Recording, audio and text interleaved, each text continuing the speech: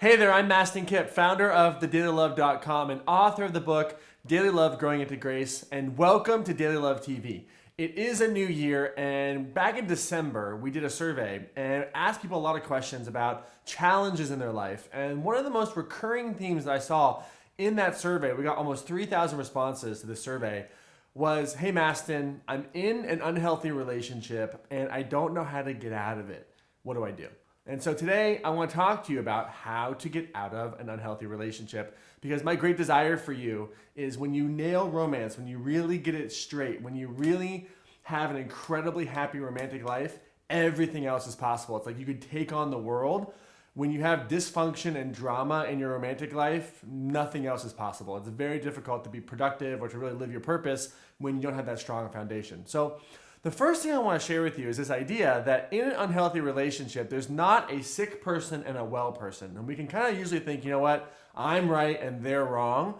So the first thing you could do to get out of an unhealthy relationship is to realize that you're participating in it. And so what we want to do in the first part of this is to really understand what's your part in it. Because sometimes relationships are unhealthy because you're just simply blaming the other person. And if you took responsibility, you actually might find that you are in a healthy relationship. So here's something to think about for a second. If there wasn't a sick one and a well one, and that there was a part of this relationship where you actually contributed to what's going on, how might you be responsible for showing up for your 50%?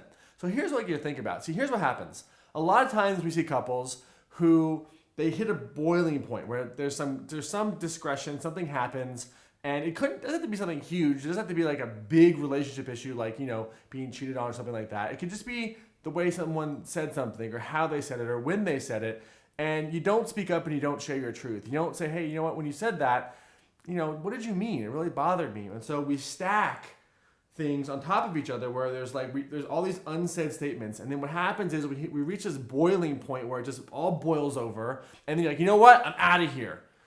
But the thing is, you really got to give the person that you're in a relationship with the opportunity to know, A, where you're at, and B, to change. And there's a 3-step process that I want to teach you how to do that. So just think about this for a second. Could it be that one of the reasons why you're in an unhealthy relationship is because you're not expressing your needs? See, if you don't express your needs, there's no way other people are going to meet them. Now, you could be the most advanced, incredible personal growth rock star, but if you're in a relationship with someone who's not expressing their needs, there's no way that you could mind read that. No one's a mind reader, right? So the first thing you want to do is that if someone is doing a behavior that really bothers you, instead of not speaking about it, speak up. And you can say something simple like, hey, when you do this, I feel this way, or when you do this, it doesn't work for me. And I'd like this behavior to change. It could be something simple like brushing your teeth. It could be something simple like, when you say you're gonna, do something to keep that commitment. It doesn't really matter what it is. If there's a non-negotiable for you in the relationship, then what you want to do is speak up. I can't tell you how much relationship drama and unnecessary tension between two people who love each other is created simply because people don't speak up. So the first thing you want to do, step 1, is to speak up and say, hey, when you do this, it really bothers me. Can we change it? Now, if someone takes that advice and then changes, awesome. However, if they don't change, we got to go to phase 2. Phase 2 is this, very simply put. You have a second conversation and you escalate the level of tone and seriousness in this conversation. So it looks something like this. So hey, a couple weeks ago, I mentioned to you that you're doing this thing that it's important for me that we change it, that that you show up on time when you schedule something with me, or that you really keep this level of hygiene, or whatever the specific standard is. It doesn't really matter if it's a non-negotiable for you.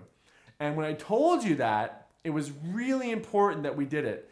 So I'm letting you know again that this needs to change. But here's the thing. This means so much to me that if this doesn't change, the next time it happens, I have to exit the relationship. You got to give them a real, true warning. And this is not something that you use to get power in the relationship. This is not a bargaining chip. This is not something that you use to create drama or to make an ultimatum.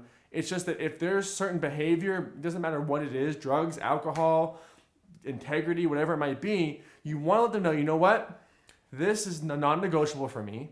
If they don't listen, then you guys say, you know what? I told you this is a non-negotiable, and the next time this happens, I'm out. so that they've had fair warning. And then the third step, if they don't transform, is you must leave. And here's the thing, if you do not leave, they will never believe you again because you have to keep your word. If the behavior doesn't change, you must leave because otherwise you're going to say that in the future and they're not going to believe you and they never will change. And here's what's awesome. If you do these 3 steps, step 1 is letting someone know that there's a behavior that bothers you. Step 2 is letting them know that behavior really bothers you. And if they don't change the behavior, you will leave. Step 3 is leaving. If you go through this process, 1, if they change, awesome. Because the reality is, in a relationship, you either grow together or you grow apart. That's just the reality. Relationships are all about growth. You either grow together or you grow apart. But here's the other thing. You've given them an opportunity to step up. And when you leave, if you end up leaving, you did all that you could. And here's the other thing, especially if you're a female and you're in a relationship with a male person, sometimes the male brain, this is fascinating, we see with a lot of our clients, the male person must be away from their partner for up to 8 weeks and experience the pain of missing that person. And then they realize, oh my God, I didn't realize how much I love this person. Oh my God, you know what? I love this person so much, it's worth changing. But see, it's about loving yourself more than you love the other person to take care of yourself and to set those boundaries. And so what you're going to do is that if you do leave, you're going to give them an opportunity to really think about, well, do I want to be in a relationship with this person and learn through that pain? And guess what? If they don't come back, you haven't wasted your time. You loved yourself, you set a boundary, and you've set yourself up to love yourself, to be in a relationship with someone who actually meets your needs. It's so, so, so important. And one final tip on all this. This conversation, talking up, speaking up, talking about what you need, requires one virtue more than any other virtue, and that is the virtue of courage. Courage to know that no matter whether you're in a relationship with this person or another person, that there is an incredible person out there for you.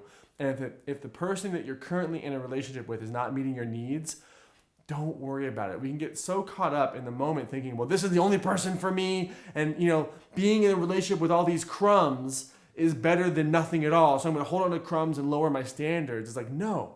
Raise your standards, love yourself, and really trust that the universe or God or the divine really has someone there for you, because it's fascinating. I can't tell you how many clients we've worked with that when they raise their standards, especially in their romantic life, and hold them, they meet someone who's on a whole nother level that they did not even know was possible. And they go to a level of intimacy and love that is incredible. And that is what I wish for you. So my request, you might be watching this on Facebook or over on YouTube. Head on over to thedailylove.com, and below this video, leave a comment and let me know if you're in an unhealthy relationship, how you're going to apply this 3-step process to either help change the relationship dynamics or how to exit. And if you've gone through a process like this and it's been successful either through having the relationship change where you grow together, or more importantly, if you've exited a relationship in the past and someone better came along, I'd love to hear from you in the comments so that those who are in that place of fear and doubt right now can really have that sense of hope that if you found someone, they can find someone too.